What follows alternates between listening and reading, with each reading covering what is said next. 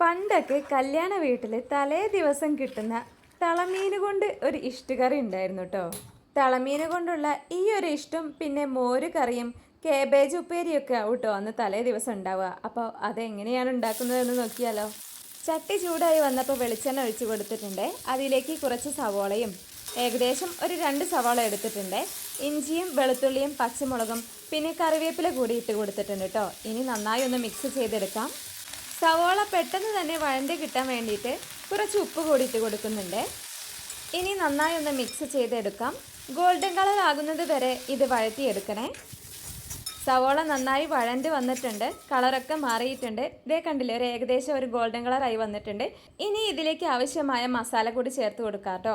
ആദ്യം തന്നെ 1/2 സ്പൂൺ മഞ്ഞൾപ്പൊടി ചേർത്ത് കൊടുക്കുന്നുണ്ട്. പിന്നെ 1 സ്പൂൺ മുളക് പൊടി ചേർത്ത് കൊടുക്കുന്നുണ്ട്. 3/4 സ്പൂൺ മല്ലിപ്പൊടി കൂടി ചേർത്ത് കൊടുക്കുന്നുണ്ട്. ഇനി നന്നായി വഴറ്റിയെടുക്കാം. കറിക്ക് അത്യാവശ്യം കളറ് കിട്ടാൻ വേണ്ടിയിട്ട് ഒരു 1/2 സ്പൂൺ കാശ്മീരി മുളക് പൊടി കൂടി ചേർത്ത് കൊടുക്കുന്നുണ്ട്. എന്നിട്ട് നന്നായി വഴറ്റിയെടുക്കാം. മസാലപ്പൊടികളുടെ മണം മാറി വരുമ്പോൾ ഒരു വലിയ തക്കാളി നീളത്തിൽ അരിഞ്ഞത് കൂടി ഇട്ട് കൊടുക്കാം കേട്ടോ. ഇനി നന്നായി വഴറ്റിയെടുക്കണേ. സിമ്പിളായ റെസിപ്പിയാണ്, ബാച്ചിലേഴ്സിനൊക്കെ ട്രൈ ചെയ്ത് നോക്കാൻ പറ്റിയ ഒന്നാണ്. ഇത് മാത്രം മതി ചോറിക്ക് കൂട്ടാൻ കേട്ടോ. ഇപ്പോൾ തക്കാളി നന്നായി വഴണ്ട് വന്നിട്ടുണ്ട്. ഇനി ഇതിലേക്ക് പുളിവെള്ളം ചേർത്ത് കൊടുക്കേ. അധികം വെള്ളം ഒന്നും ചേർത്ത് കൊടുക്കേണ്ട ആവശ്യമല്ലേ, ഒരു 2 ഗ്ലാസോളം വെള്ളം മാത്രം മതിയേ. അതും നമ്മൾ നന്നായി വറ്റിച്ചെടുക്കണം.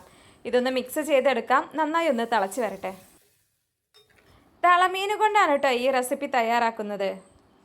ഗ്രേവി നന്നായി തിളച്ച് വന്നിട്ടുണ്ട്. കഴുകി വൃത്തിയാക്കിയ ഉണക്കത്തളമീൻ കൂടി ഇതിലേക്ക് ഇട്ട് കൊടുക്കാം കേട്ടോ. ഇനി നന്നായി ഒന്ന് മിക്സ് ചെയ്തെടുക്കാം. എന്നിട്ട് അടച്ച് വയ്ക്കാം.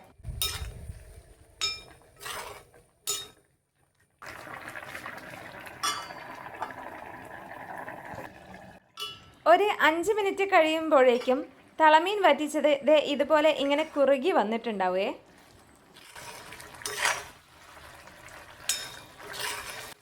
ഈ സമയത്ത് നമുക്ക് മസാലയും ഉപ്പൊക്കെ പാകമാണോ എന്ന് നോക്കാം. ഞാൻ നോക്കിയപ്പോൾ ഉപ്പ് കുറച്ച് കുറവുണ്ടായിരുന്നേ, അതുകൊണ്ട് കുറച്ച് ഉപ്പ് കൂടി ചേർത്ത് കൊടുക്കുന്നുണ്ട് കേട്ടോ. എനിക്ക് ഒത്തിരി ഇഷ്ടപ്പെട്ട റെസിപ്പി കൂടിയാണ് ഇത്. മടി പിടിച്ചിരിക്കുന്ന ദിവസങ്ങളിലൊക്കെ എളുപ്പത്തിന് വേണ്ടിയിട്ട് ഞാൻ ഇതാണ് കേട്ടോ ട്രൈ ചെയ്ത് നോക്കാറ്. ചോറിക്ക് ഇതിനപ്പുറം വേറെ ഒന്നും വേണമെന്നില്ല, ഇത് മാത്രം മതിയേ. അപ്പോൾ രുചികരമായ തളമീൻ വറ്റിച്ചത് ഇവിടെ റെഡി ആയിട്ടുണ്ട്. നിങ്ങളും ട്രൈ ചെയ്ത് നോക്കിയിട്ട് അഭിപ്രായം പറയാൻ മറക്കരുതേ. അപ്പോൾ വീഡിയോ ഇഷ്ടപ്പെട്ടിട്ടുണ്ടെങ്കിൽ ഒന്ന് ലൈക്ക് ചെയ്യാനും സബ്സ്ക്രൈബ് ചെയ്യാനും ഷെയർ ചെയ്യാനും കൂടി മറക്കരുതേ.